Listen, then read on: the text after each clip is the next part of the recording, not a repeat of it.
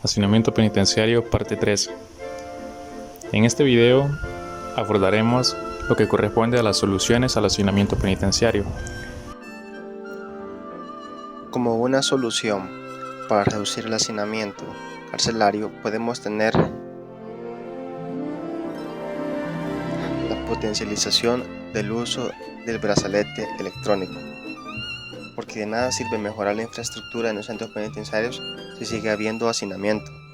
Mucho se habló de esos nuevos dispositivos, donde hubieron tantas opiniones divididas en nuestro país, incluso acusando por tratarse de un negocio corrupto y el rumor de que estaban defectuosos, siendo así que uno de los problemas fue su poca aplicación, comenzando desde la promulgación de la ley reguladora del uso de medios de vigilancia en materia penal y de las disposiciones transitorias de emergencia para el descongestionamiento del sistema penitenciario, decretado en el mismo año, donde regulaba quiénes eran los beneficiados de este nuevo sistema de vigilancia penitenciaria y quienes quedaban excluidos. Tanto así que luego de la compra de 2.840 dispositivos en 2017,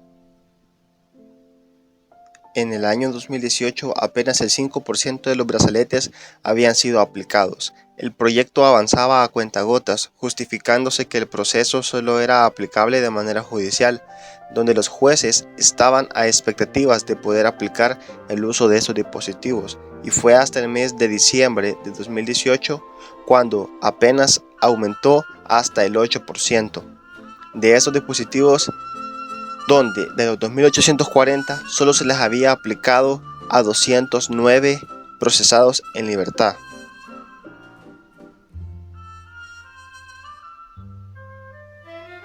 Diferentes personas se pronunciaron sobre esto, como el viceministro de Justicia y Seguridad, que mencionó que no funcionaban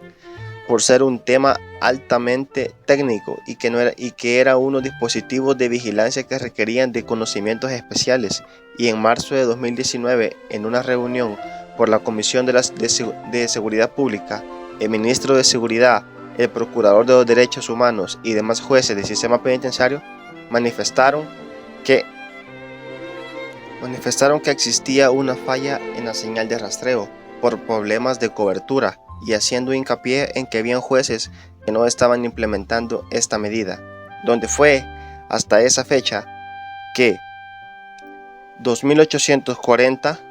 solo se habían aplicado, que de 2.840 solo se habían implementado 311, es decir, apenas el 13%. Siendo así, en junio de 2019 el presidente Nayib Bukele ordenó frenar el uso de los brazaletes por ser defectuosos, debido a que varios procesos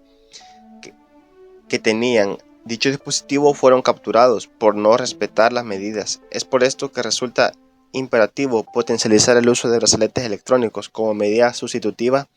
además de promulgar una nueva ley transitoria donde establezca los beneficiados de dicha medida, mejorar el funcionamiento de los dispositivos, así como capacitar a los jueces y demás personas encargadas de su funcionamiento para implementar esa nueva medida, logrando una reducción del hacinamiento carcelario de nuestro país, donde hasta ahora, en 2020, hay más de 37.000 reclusos en 28 centros penitenciarios.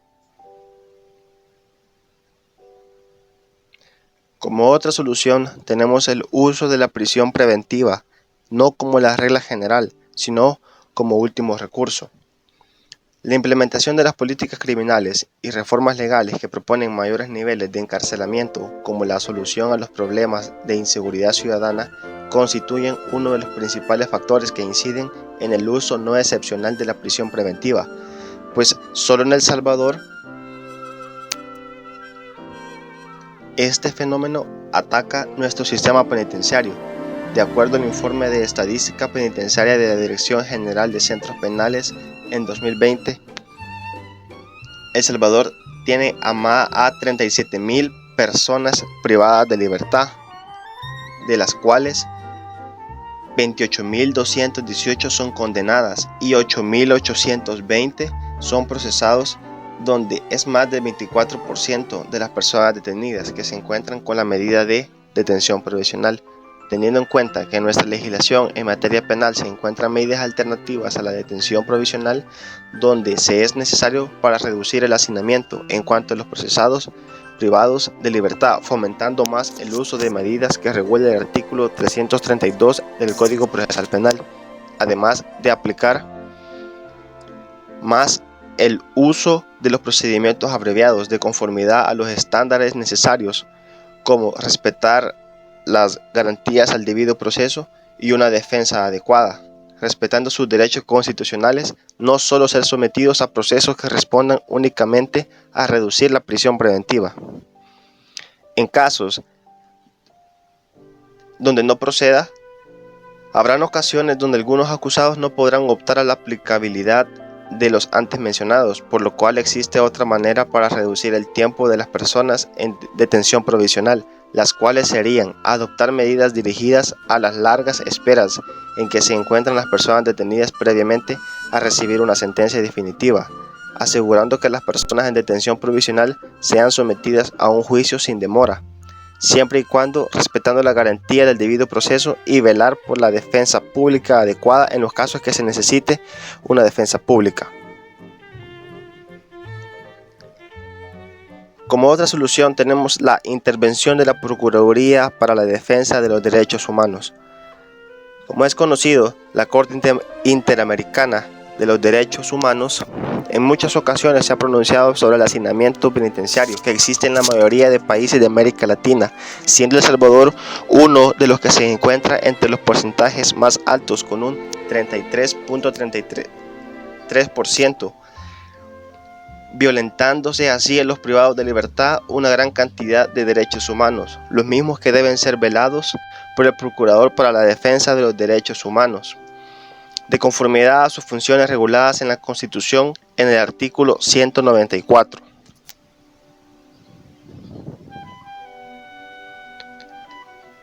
El Procurador puede y debe intervenir para solventar el hacinamiento penitenciario, por ejemplo, vigilar la situación de los privados de libertad y velar por sus derechos, trabajar en conjunto con la Dirección General de Centros Penales para llevar a cabo una nueva política nacional de reforma penitenciaria, definiendo como ejes estratégicos la aplicación estricta de un régimen progresivo, la modernización de la infraestructura e involucramiento de la comunidad y la empresa privada en los centros penitenciarios. Fortalecer vínculos entre la Dirección General de Centros Penales y el Departamento de Prueba y Libertad Asistida para favorecer el progreso de los privados de libertad en el régimen penitenciario.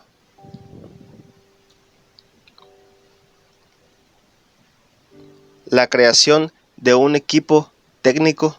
itinerante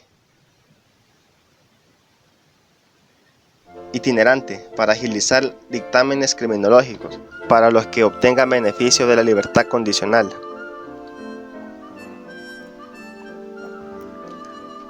La modernización de los sistemas de administración de justicia o de tal forma que se agilicen los procesos penales y la prevención de las detenciones ilegales o arbitrarias por parte de las fuerzas policiales, entre otras, que tengan como fin mejorar las condiciones de vida de los internos y erradicar a corto y mediano plazo el hacinamiento penitenciario. Tenemos el uso de políticas públicas integrales. En El Salvador, luego de la firma de los acuerdos de paz, los partidos políticos han desarrollado políticas públicas en materia de seguridad destinadas a la prevención del delito. Lamentablemente, el fenómeno delincuencial solo aumentó, siendo altamente represivo y punitivo, lo que ha generado el uso indiscriminado de la prisión como condena y como medida cautelar, colocando a los privados de libertad en condiciones inhumanas y deplorables. Por lo tanto, deben adoptarse políticas integrales que respondan menos a satisfacer la opinión pública y más a ir apegados a un enfoque de los derechos humanos, a un régimen progresista puro en aras de combatir tanto la prevención del delito como el hacinamiento penitenciario, con ayuda de políticas como Política Nacional de Reforma Penitenciaria, Política Nacional de Prevención del Delito, política de la prevención general de los actos de tortura y tratos crueles, inhumanos y degradantes.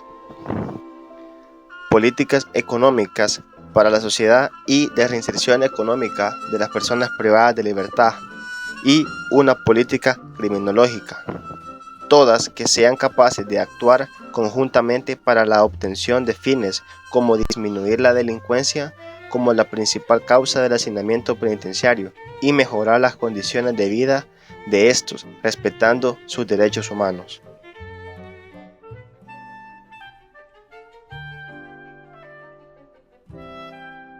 Solución número 5. Ampliación y mejora de infraestructura en los recintos penitenciarios. Cuando se piensa en una solución al problema del hacinamiento, es imposible no pensar en lo que vendría siendo la alternativa más evidente, que es la ampliación de los centros penitenciarios o bien la mejora de infraestructura de las instalaciones con las que ya se cuentan. Como hemos visto, las consecuencias de los factores causales anteriormente mencionados conllevaron al crecimiento de la población demográfica dentro de las penitenciarías en El Salvador. Es por ello que resulta inevitable pensar en que esta sea la solución más evidente. Y justo ese ha sido el pensamiento de las anteriores administraciones, que durante la última década apostaron por la construcción de nuevos recintos penitenciarios. Uno de los programas más significativos anteriormente implementados es el programa de fortalecimiento del sistema penitenciario de El Salvador, cuyo financiamiento es de alrededor de $71 millones. Fue otorgado por el Banco Centroamericano de Integración Económica y fue aprobado en el año 2012.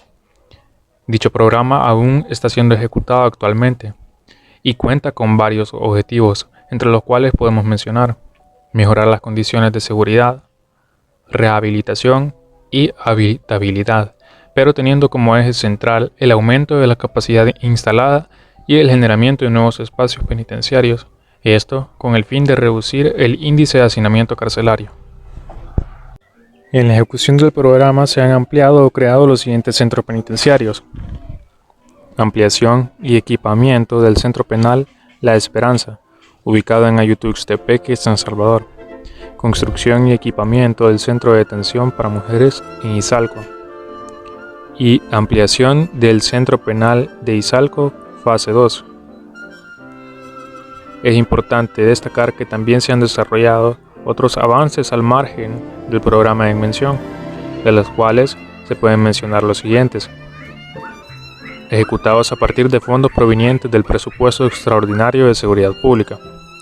construcción y equipamiento del Centro de Detención Menor Santa Ana; y construcción y equipamiento de edificio y obras exteriores en el Centro Penal de Ciudad Barrios. Ahora bien, a pesar de que esta sea la solución más obvia a simple vista, esto no significa que sea la más favorable ni la más significativa, ya que de nada servirá que se creen más centros penitenciarios si las demás condiciones que ocasionan el problema no cambian a profundidad. Es así que a pesar de que en los últimos años se haya ampliado la capacidad de los recintos carcelarios, el índice de hacinamiento no ha disminuido,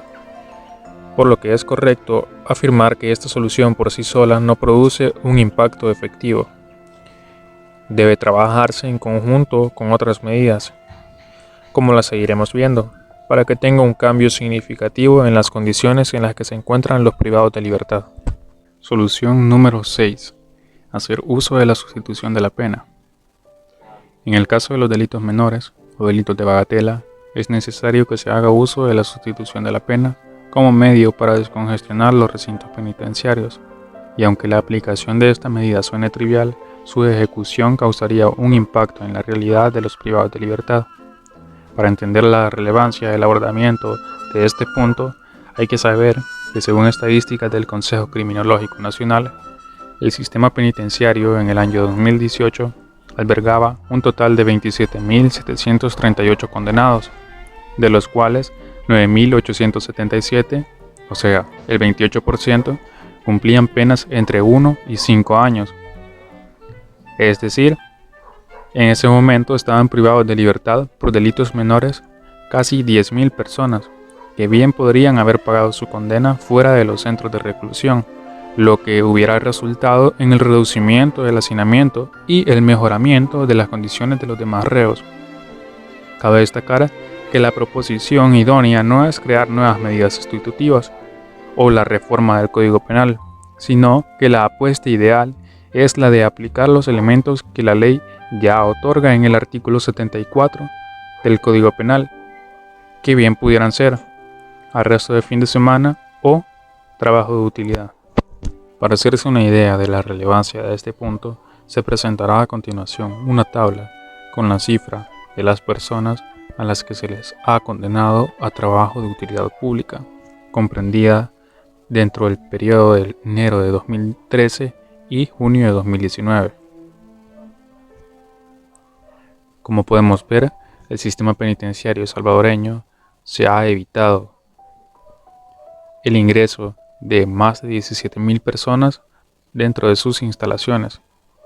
Es por eso mismo que se insta a dos sujetos en específico a tener un criterio muy objetivo con respecto a las falencias del sistema penitenciario. Y estos son a la Fiscalía General de la República y a los jueces, para que ambos en sus funciones sean conscientes y busquen alternativas para poder evitar que las personas ingresen a un centro penal. Aunque claro está, eso no sucederá por generación espontánea, sino que se deberá promover capacitaciones, charlas, conferencias o cualquier otro tipo de actividad que conlleven a la preparación del sistema judicial para asumir una postura frente al problema del hacinamiento. Habiendo aclarado ese punto indispensable, pasamos a la siguiente solución. Como séptima solución tenemos el aumento de la capacidad de los consejos criminológicos regionales y de los equipos técnicos criminológicos. Primero, es importante destacar la función en la que nos centraremos para hacer nuestra siguiente proposición. El artículo 31, número 3 de la Ley Penitenciaria establece que es competencia de los consejos criminológicos regionales decidir el avance o regresión de las diferentes etapas del sistema progresivo y su clasificación en los distintos tipos de centros, según sean sus condiciones personales. Ahora bien, si retrocedemos un artículo, encontraremos cómo está compuesto tal consejo, que deberá estar integrado por al menos un abogado, un psicólogo, un licenciado en trabajo social y un licenciado en ciencias de la educación. Además, el mismo artículo 30 de la Ley Penitenciaria determina que, cuando la población penitenciaria lo justifique,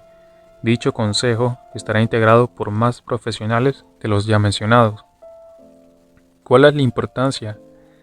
de la mención de este artículo? Las penitenciarías salvadoreñas, según la base de datos de World Prison Brief del Instituto de Investigación de Política Criminal de Birkbeck, Universidad de Londres, Reino Unido, para el año 2018 la sobrepoblación carcelaria en El Salvador era de 333.3%, de tal forma que no es concebible que un consejo criminológico regional, que en principio solo está compuesto por 4 personas, hagan evaluaciones individuales, especializadas, científicas y particularizadas para todos los privados de libertad en un sistema penitenciario tan colapsado. Esta falencia conlleva a que se tomen decisiones poco objetivas con respecto al avance o regresión de los internos en las fases del sistema progresivo, que resultan en un estancamiento de una buena parte de la población carcelaria. Asimismo, se enfrentan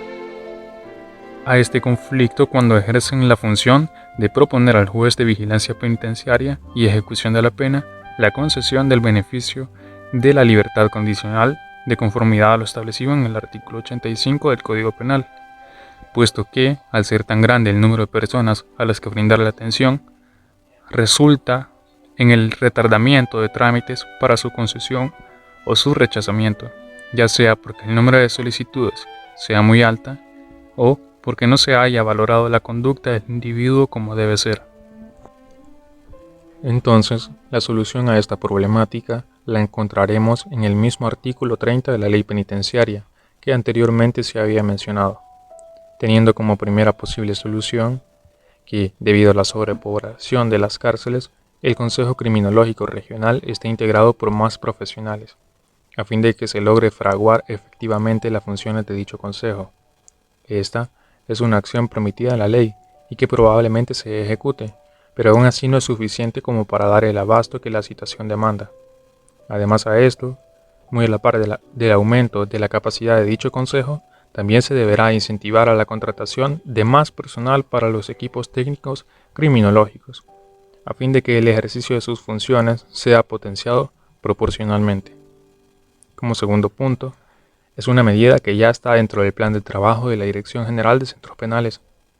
que es la contratación y capacitación de estudiantes y graduados en ciencias jurídicas para la recopilación de registros procesados por las alcaldías de los centros penitenciarios, con el propósito de actualizar y clasificar el registro y control penitenciario. Como tercer y último punto, tenemos otra alternativa propuesta en el artículo 30 de la Ley Penitenciaria, en su inciso final, que establece la posibilidad de que exista un consejo criminológico regional por cada centro penitenciario, para que de esa forma se logren desarrollar las actividades de la forma más eficaz posible. Esto también conllevaría a que las evaluaciones para cada individuo se realizaran lo más particularizado, científico y especializado posible. También se llegaría a satisfacer de manera más óptima las necesidades de los recintos carcelarios y se tendría un mayor control del que se cuenta ahora, de tal forma que las evaluaciones tardías se lograrían disminuir, y con esto llegaríamos al siguiente punto de propuesta, que más que una propuesta sería una consecuencia del abordamiento de esta solución, que es que el número de privados de libertad que accedan a los beneficios penitenciarios sea mucho mayor y se potencialicen en gran manera, sean estos regímenes de confianza o de semilibertad. Y tenemos como octava y última solución el implemento de programas que promuevan el aprendizaje de un oficio y el uso de programas de tratamiento post-penitenciario. El implemento de programas que reduzcan el ocio penitenciario llevan a los internos al aprendizaje de un oficio o especialidad. De esta manera se lograrán 3 beneficios de suma importancia. El primero, que los internos accedan a la redención de la pena a través del trabajo penitenciario. Y el segundo, facilitar y garantizar la reinserción de los internos a la sociedad. Y como tercer elemento, debe entenderse como una consecuencia de los dos anteriores, y es que se evitará una de las causas del hacinamiento penitenciario, que es la reincidencia penitenciaria. ¿Qué debemos entender por reincidencia penitenciaria? Por ella debemos entender como un nuevo ingreso en un centro penitenciario de personas que ya han sido sometidas con anterioridad, como mínimo de una vez, a una pena de prisión. En la mayoría de ocasiones se está ante la problemática que los ex convictos reinciden en los delitos por diversos factores, tales como pobreza económica, falta de empleo, entre otros. Según la estadística de la Dirección General de Centros Penales, para diciembre del año 2019, el 20.39% de la población penitenciaria eran reincidentes. Es por ello que con el facilitamiento o la enseñanza de un oficio a los internos, primero, se reducirá el ocio dentro de las cárceles. Segundo, les dará la oportunidad que dentro del centro penitenciario accedan a la redención de la pena, que dará como resultado el aceleramiento del cumplimiento de la pena del individuo. Y tercero, que al terminar la ejecución de su pena, al salir, tenga la posibilidad de trabajar independiente, sea como artesano, zapatero, panadero o cualquier otro oficio que se le haya enseñado. De esa forma, no se encontrarán ante la difícil situación de no poder acceder a un empleo por la estigmatización de la sociedad. Para esto se deberán garantizar las siguientes medidas. Primero, contar con espacios adecuados para la enseñanza y empleamiento de los oficios dentro del centro penitenciario. Segundo, contratar el personal necesario para la enseñanza de los oficios. Tercero, esto es algo que ya se realiza, pero que debería potencializarse aún más, y es la celebración de ferias de artesanía, que sirve como incentivo para el emprendimiento del trabajo remunerado, que como ya se dijo, debería potenciarse este tipo de herramientas, tomando como ejemplo las siguientes: abrir un local estratégico que esté siempre disponible a todo público con productos elaborados por los internos, o colocar ventas en lugares estratégicos para los días festivos, tales como sitios culturales, playas, pueblos turísticos, etc. Ahora, una solución utópica a todo esto es que la Dirección General de Centros Penales cuente con políticas post-penitenciarias que puedan asignar a los exinternos en puestos laborales en concordancia con sus aptitudes. En este caso, el Ministerio de Justicia y Seguridad Pública deberá trabajar en conjunto con el Ministerio de Trabajo o con instituciones privadas para celebrar los convenios pertinentes, que bien podría desarrollarse de forma similar al trabajo penitenciario remunerado. De esa forma se reducirían los índices de reincidencia al delito, y como efecto cascada también conllevaría a la reducción del ingreso de personas a los centros penitenciarios. Y para concluir, es necesario reiterar que la aplicación de una solución por sí sola no producirá un cambio efectivo ni duradero en el tiempo. Es por ello que se deben emplear no una, sino varias soluciones o alternativas de manera integral y conjunta. Por nuestra parte esto sería todo. Esperamos que nuestra participación haya sido de provecho para ustedes y no nos resta más que desearles bendiciones a todos.